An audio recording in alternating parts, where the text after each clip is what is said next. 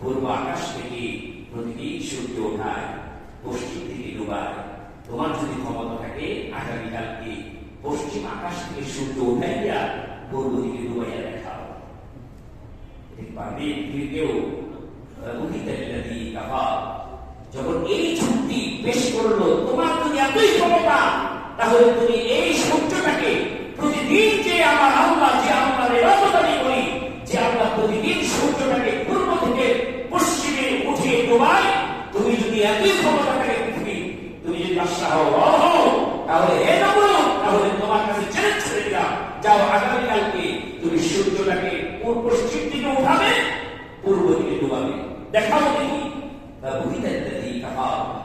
সে চুপ হয়ে গেল। এটা কি পৃথিবীর কোন মানুষের পক্ষে সম্ভব? এটার একমাত্র ক্ষমতাটা ক্ষমতার মালিক হচ্ছে আল্লাহ।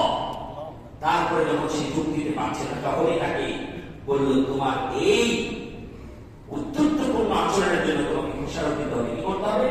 তোমার জীবন আমি নিয়ে নেব, তোমার জীবন নিয়ে নেব। যে জীবন দেওয়ার মালিক তোমার রব, সেই রবের সাথে চ্যালেঞ্জ করে তোমার জীবন তোমাকে আগুনে পুড়ে মারবো। সেই আগুনে পুড়ে মারার জন্য সব আইনজীবী রেডি, আগুনে